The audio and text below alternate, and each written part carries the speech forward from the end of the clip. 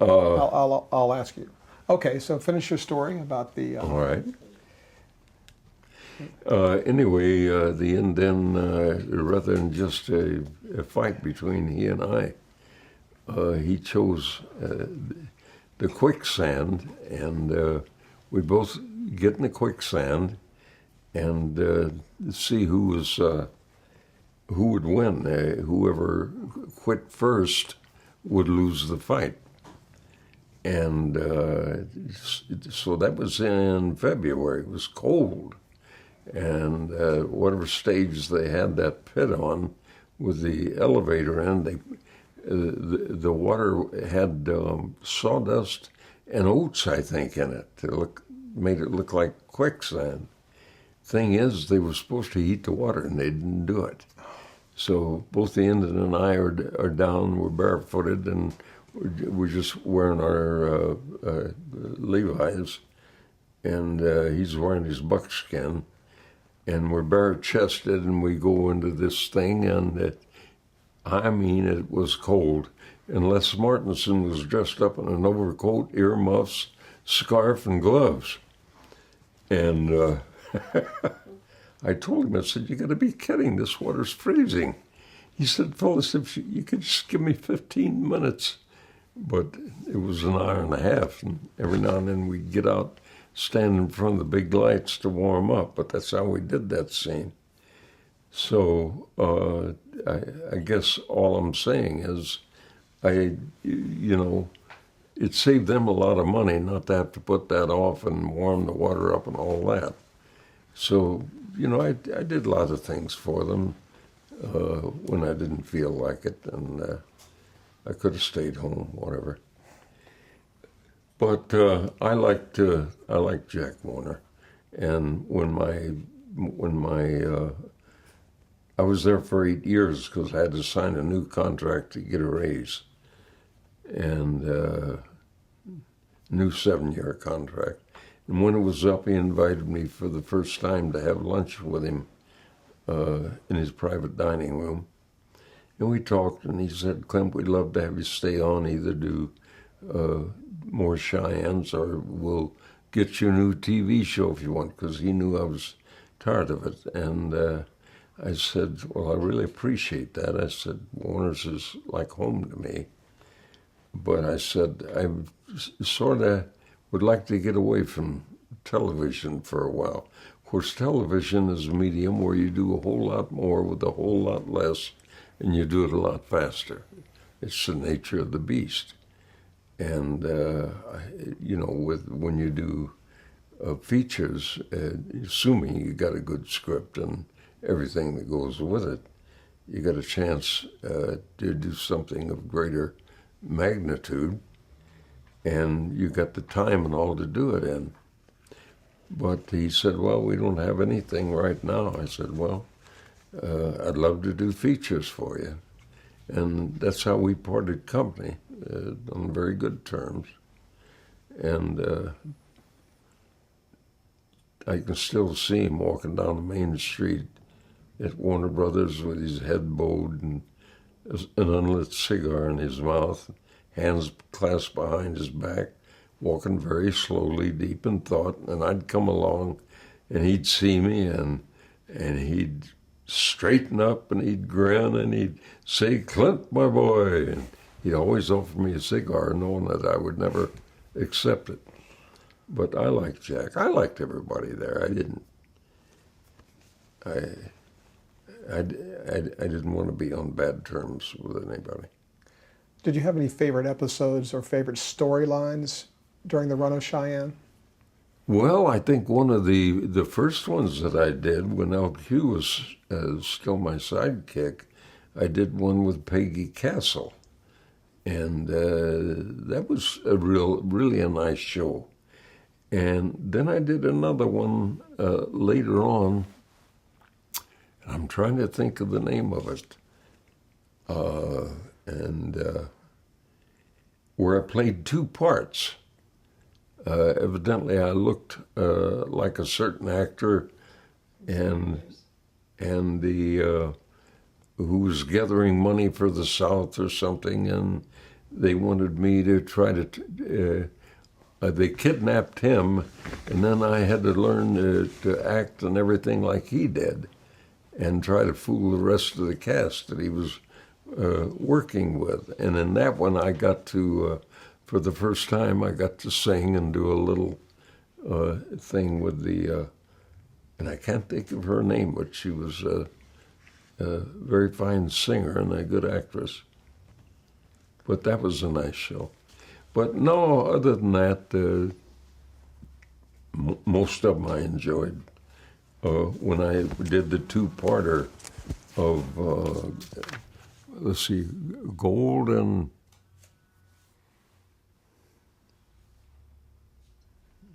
oh gosh, I can't think of the rest of the name of it. Was Conspirators? Gold and Conspirators is the one where I did the, and also I came out on stage and did a thing by my part called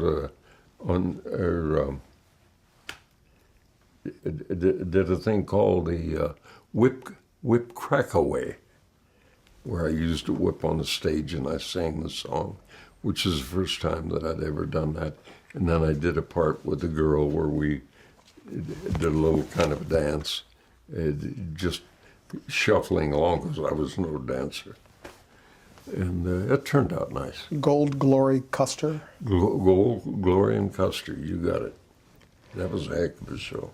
So Clint, when did you realize you were as famous as you became during that time you were doing Cheyenne? I I don't think I ever did until it was over with. And then when I began to do memorabilia shows and stuff like that, and I think then I began to realize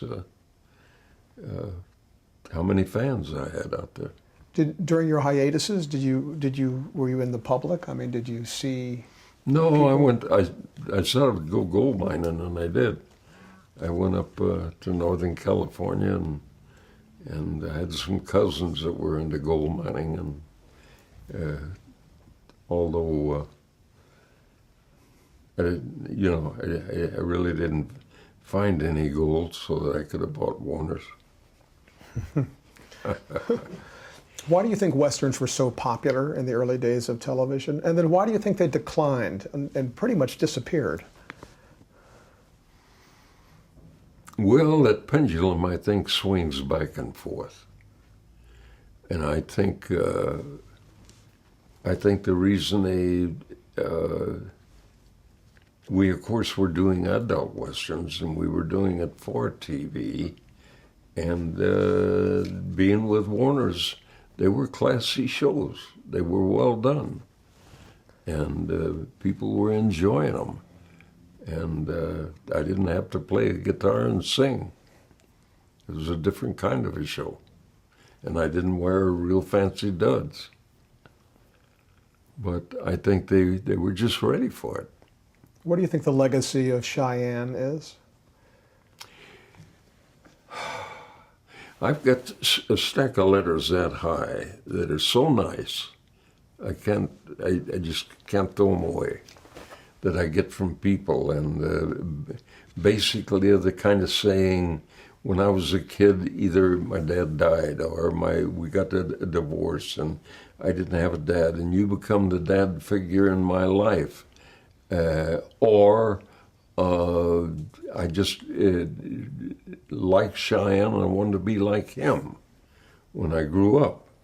And a lot of those letters, and a lot of them came from women who just like Cheyenne and liked the fact that he was good to the Indians and he championed the women and fought for the underdog and that kind of thing. But the letters I'm getting now, these people are grandmothers and grandfathers, and they have grandchildren now that they want to see Cheyenne because the shows had a moral to them and they were clean. They were family fare. They were the kind of shows they could have the kids see and they'd learn something from them, because they always had something of consequence to say.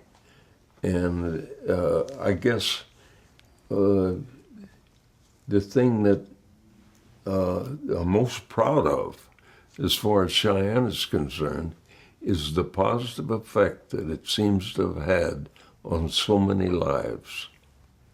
According to what people tell me and the letters I get, and when we do the shows, because they've been running the Cheyennes, and there are long programs, and I am Cheyenne. I don't have to share that with anybody. And so consequently, when I do the memorabilia shows, so far I have the longest lines of anybody. But I had a lot of breaks the other guys didn't have. What do fans ask you? What is the question you hear most often, or maybe a couple of questions they want to know? From the fans? Yes, fans. Questions.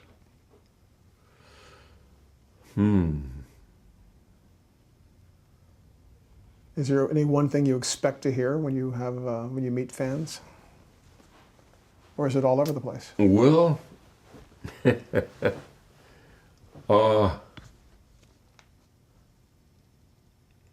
usually it's not questions. They just are telling me how big a fan they are of mine, how much they enjoyed the shows, and now that they're running again, they enjoy them even more than they did before. And they can sit and watch it with their grandchildren, and that kind of thing. I don't think they ask me too many questions as such. At least I can't think of any right now. In the years since Cheyenne has been off the air, have you met and compared notes with other stars of those westerns at that time? No, not really. Okay. I work with the other stars, the ones that are, still able, like Ty and Will Hutchins and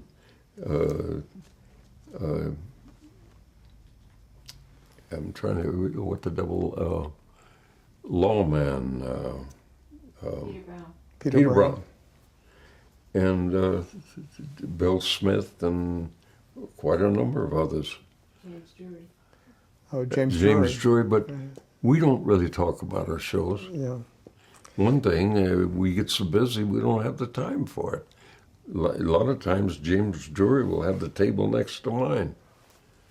And we probably, during the whole show, we probably don't talk to each other for more than 2 or 3 minutes. But because he's busy with his fans and I'm busy with mine. We had one day there, we started at 9 on a Saturday. That was in the Western Legends Roundup in Kanab, Utah. And we started at 9 in the morning, signing pictures and books and posters and whatever, DVDs. And we had such a long line of people, we just felt we couldn't get up and leave them. So we sat there from 9 in the morning till 6 at night, signing before we got to the end of the line. During the 60s, you were a guest star on some other series. Let me ask you about a couple of them and what you remember about them. 77 Sunset Strip. I don't remember doing it. I know I did it, but I don't remember doing it or what it was about. And what about the Jack Benny Show? Oh, I remember that one like it was yesterday. Gosh, that was a fun show to do. And Jack really pulled a fast one on me. We were up there talking, and he said, well, I guess we have a lot in common, Clint. We're both from Illinois. I said, yeah. He said, and we were both seamen. I said, that's right. And then I said, and we both have blue eyes. Jack said, really? And with that, and I didn't know he was going to do it, we're standing up there on the stage. He puts a foot on one knee, reaches up, grabs me around the neck, hoists himself up, and of course I had to bend a little, and he puts a foot on the other knee, and he looks into my eyes, and then he turns around to the audience, you know how Jack was, and he said, you know, he really does have blue eyes. And of course the audience is roaring. And then he gets down and he slaps his hands and he laughed and he said, folks, he said, Clint didn't know that I was going to do that. That wasn't rehearsed. And I didn't. I had no idea he was going to do it. But it was a fun show, and at the end I got to do, they had a little campfire scene where I was by myself and had a fire and was pouring a cup of coffee, and I sang along the Navajo Trail. And it turned out really nice. I enjoyed it very much. How did you like working with Lucy? Anybody that didn't enjoy working with Lucy had to have something wrong with them. She was fun. You did a number of feature films where you had some pretty interesting roles, and one of the most popular was The Dirty Dozen. Yeah. How was your experience doing that movie? How much what? How did you like doing The Dirty Dozen? Oh, I liked it. I'll tell you, it was a vacation for me. I was never on a picture like that in my life. You know, we went to London and worked a lot in the Pinewood Studios, and then we had locations that we went to, and they built that big, what the devil did they call it? The big German hotel or whatever it was. At any rate, I'm over there for 6 months, and there were times I didn't work for 2 weeks. And so I got to, you know, go to the museums. I got to go to the Tower of London and see, you know, a lot of the things that were there to see. And I'll never forget, I was looking at the castle beyond the gates, and on either side of the gate there in London, they had they had a soldier there in the red uniform with a big, tall black hat, fuzzy-looking hat. And I kept hearing, and these guys were standing straight as an arrow, looking straight ahead, and I kept hearing this psst, psst, and I finally figured out it was one of the soldiers. And I looked at him, and he said, "Oi, Cheyenne, would you give me your autograph?" And so I found something and gave him an autograph, stuffed it in his pocket. But he didn't move. He looking straight ahead for the most part. But I liked the people in England. I enjoyed being there. What was it like? You had done you were a solo. I mean, you know, Cheyenne was a loner. You'd done that for years, and here you have this huge cast with Telly Savalas and Lee Marvin and Ernest Borgnine. What was it like for you to work in this kind of ensemble of all these great actors? It was fine. It was fine. You know, worked with Telly Savalas and John Cassavetes and Robert Ryan and Ernie Borgnine and Charlie Bronson. Donald Richard, Sutherland? Who? Donald Sutherland? Oh, Donald Sutherland. As a matter of fact, I turned down the part that he did where he pretended to be the general, the head of our bunch, because I just didn't feel my character could do it believably. Yeah. So Don got the part, and he was great. But no, they were, and Jim Brown was there, of course. Great bunch of guys, fantastic cast. And I learned something 2 years ago that I didn't know, that was patterned after a real live bunch of guys called the Filthy 13. And they had a reputation for killing Germans. And the brass had said, when they come in, whatever they want, give them anything they want, never mind how they're dressed or whatever. Because these guys could go out and live off the land for 2 or 3 months at a time. And their main thing was killing Germans. Now, one of them was an Indian, the part that I played of Samson Posey. And in fact, I talked to him on the phone. He had put out a book, and on the cover of the book, these guys are getting ready to go into action, and they've roached their hair and they're putting on war paint like Indians. And I just wonder what the Germans thought when they first saw these guys. But that's what the show was predicated after, is a real bunch of guys called the Filthy 13. And the book is out there. You can buy the book.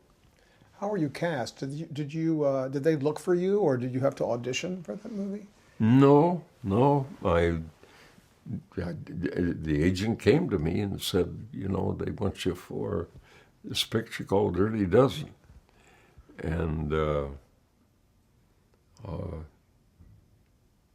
so, it turned out to be a fabulous picture. People loved the idea of all these characters making fools out of the big brass. And I think a lot of people kind of felt that way about a lot of other people, because it certainly was a very popular show. Among all the feature films you did, do you have a favorite? Yeah. What is it? Night of the Grizzly. Why is that? Well, because it had all the ingredients. Well, I had a 2-picture commitment with Paramount Studios, and Howard Koch was in charge at that time. And I did one with Frank Sinatra called None But the Brave. And then they couldn't find another picture for me.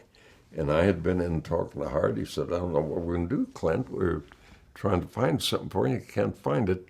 And they'd have to pay me if they didn't, come up with a picture by a certain time. Well, I wanted the money. It was $40,000. But I didn't want to take it for doing nothing. And I had read a book by Howard Hill, the world's greatest bowman, and there was a page and a half in there about an old bear a grizzly bear called Slewfoot, that would wade into a herd of sheep and kill them all for the sheer joy of killing. And he killed a lot of prize steers and even bulls, and bankrupted a couple of ranchers. And so I told him my idea, and he said, that's not half bad. He said, who do you know that's a professional writer? And I said, well, I've worked with Warren Douglas before on some of the Cheyennes. So he said, all right, let's get a hold of Warren, and if he wants to do it, we'll put you both on the payroll, and let's see what you come up with. And that's how Night of the Grizzly got made. And but it's got all the ingredients, the people in there, Nancy Culp and now Martha Heyer, of course, who played my wife, and of course Jack Elam played the handyman, and we had the two guys that played the bankers. Why can't I think of their names? Anyway, everybody was great in the picture. It was a good story, and it just came out to be a very nice family picture that anybody could go see, and it had the excitement and the characters, and it's been very, very popular. We just got a hold of it recently. Paramount finally put it out, and we have it on our website where people can buy it from us if they want it autographed. Anyway, it worked out great. It just turned out to be a really fine little picture. In 1971, you did a TV movie called Yuma, produced by Aaron Spelling. Was that intended to be a potential series? Well, it was intended to be one, and when they went through when ABC went through all the series that had been offered to them, they saw me on the lot, and the guys, there was three of them, and the guy says, "Send the bag, Clint. Send the bag." And they paid me $10,000 to give them 2 weeks to make the final decision there. But what happened was that Universal had this show, it had two names, and I can't think of it, of two guys doing a Western that they wanted ABC to go with, but ABC preferred Yuma. So Universal said, if you'll go with our show, we'll give you access to our film library. And that did it. And so they went with that. But otherwise, Yuma would have made it. But you did go back to episodic television with Kodiak in 1974. Yeah. How did that come about? We did it. We did 13 of them, but I was a co-producer and with another fella, and I wanted to shoot it around Bishop and where we could have the snow or not have the snow, and rent a place. Supposedly, I was playing a U.S. Marshal up there, or sheriff, whatever, and we had to have a log building, but we could have rented one. But anyhow, my co-producer wanted to shoot it in Oregon, and we got caught in the rain for 2 weeks, and with cast and crew standing by, and so it wound up with the completion guarantors.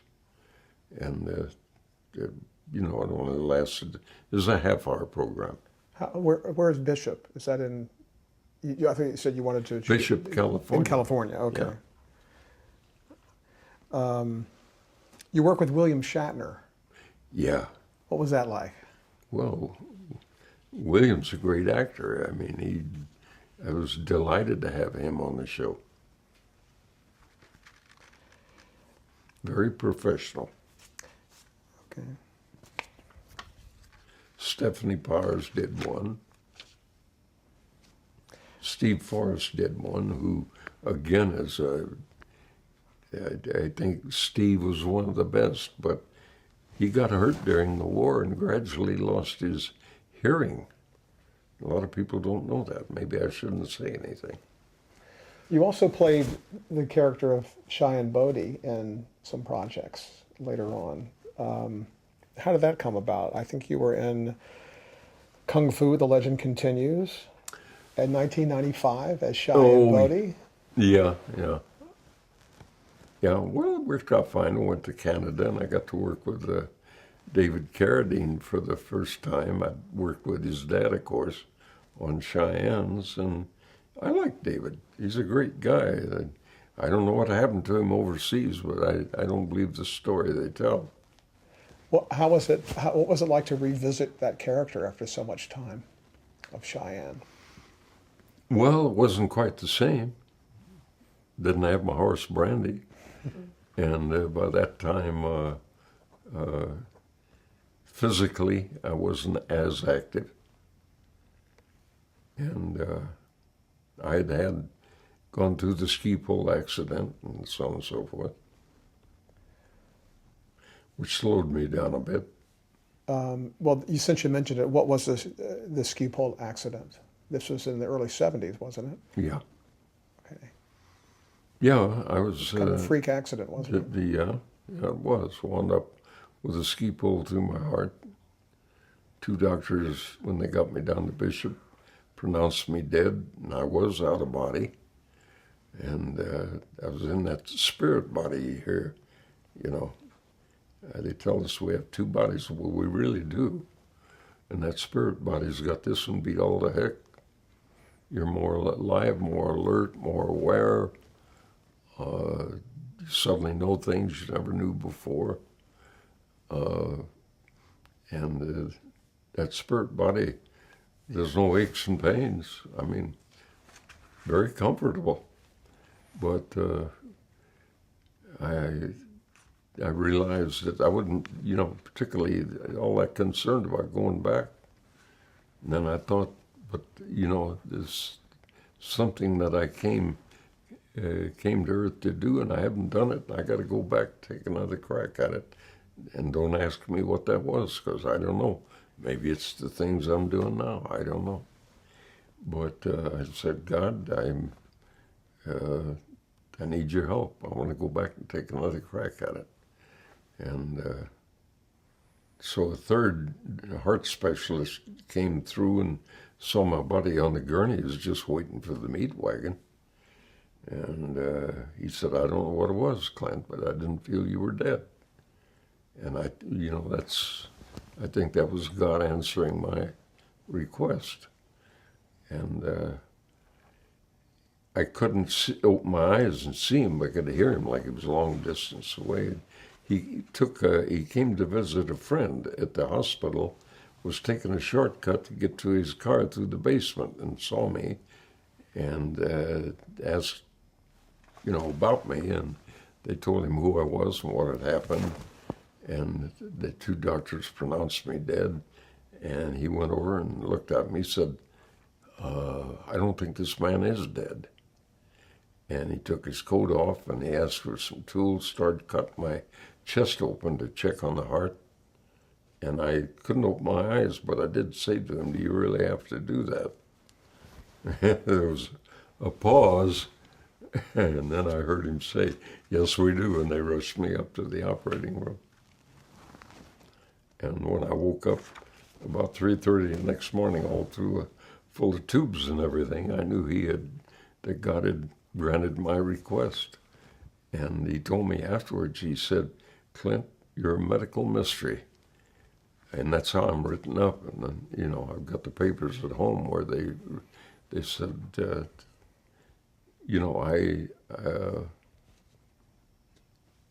I'm trying to think of the wording. I contradicted a lot of the things that they'd been taught. They said, even if you had been alive, you should have been a mental vegetable because you were without oxygen for a long period of time. I think a couple people mentioned that might be true, but I'm just making a joke. Never mind. No, I hear you. It's a bad one. So what are you up to today? What are you doing now? Well, I've written one Western with another writer. I'm working on another one. I'm working on an autobiography.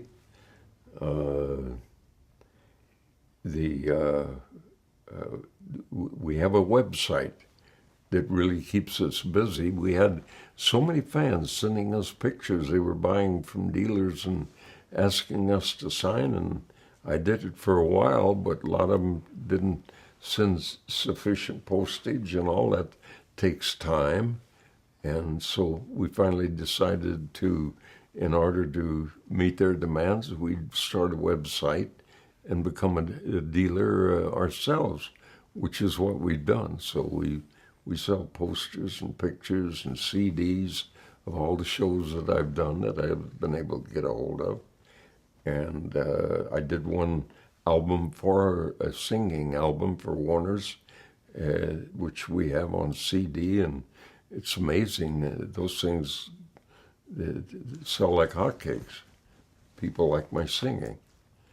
And then we go on the road and do shows. We've done them in Arizona and Mississippi and Utah and in Illinois and Branson, Missouri, a lot of different places. And we've cut way down on that now. We're just doing the one in Mississippi, and then we do Kanab, Utah. We've done that for 10 years. And each time I think that we go to do a show, that people will have had enough of Clint Walker and we won't do much business there. And each year we get more. Before we finish up, I want to ask you one more thing about Kodiak. Yeah. Where did the name Kodiak come from? It's just something thought of for the series because we wanted it to take place in the north and in snow and where we could use snowmobiles and so on.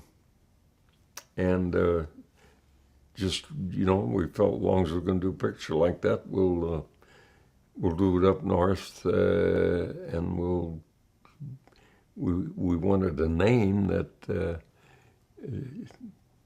wasn't too long, and so Kodiak seemed to fit the bill. And that was the nickname for your character, is that right? Yeah. Kodiak? Yeah. Cal Kodiak McKay. Yeah. And I wondered if because of just this, your stature, a Kodiak bear is a Well, big I never thought about it that way. It makes sense. Yeah. What are you most proud of in your career? The thing that I'm most proud of is the things that I've done on film that have had a positive effect on people's lives. What advice would you give to an aspiring actor? Well, as I've said before, don't try to copy anybody else. Find out what it is that you've got that you're good at and enjoy doing where acting's concerned, and be yourself. Be that. You're that. There's only one of you in the world, and that's what you want to sell. Is you. How would you like to be remembered? Do what? How would you like to be remembered? Oh gosh. Well, I'd like to, like for folks to remember me as a good guy. And I'd like to, and that's why I guess it really gives me a great sense of satisfaction when I find that I get letters from policemen and judges and surgeons and people and soldiers from all walks of life. And a lot of them say the same thing. And we've had guys come up to our table when we do these, go on the road and do these shows. And they're big strapping guys, and they got tears rolling down their cheeks. But I understand, how they feel. And that's, Cheyenne was their hero. And now they're getting to meet him in person. And to them, it's a big thing. And I understand how they feel. I had my own heroes. Didn't get to meet them, but had my own heroes. Did get to meet Johnny Weissmuller and a few people like that. But heroes are important, and we don't have enough of them now. And unfortunately, young people sometimes, if they don't have the right kind of guy to emulate, they may have a tendency to emulate the wrong kind of guy. And the hero element will always be there, I think. Kids are going to emulate somebody. So it just makes me feel good when I talk to people and when I get these letters and I get gifts from people. And a lot of them I don't need and don't really want and don't know what to do with. People paint pictures of me, and I don't have enough walls to hang all those pictures on. But the fact that they do it is a real compliment. And some of the people that I've met through doing the shows and all are now some of our best friends. We meet an awful lot of really nice people. And I think the Western thing seems to an awful lot of people in that category that that's how they think, that's how they are, and And Cheyenne's one of the Western shows they like. They watch the other ones too, you know, whether it's Laramie or Big Valley or Gunsmoke, and that's great. That's fine. I think we need some new Westerns. Clint Walker, thank you. My pleasure.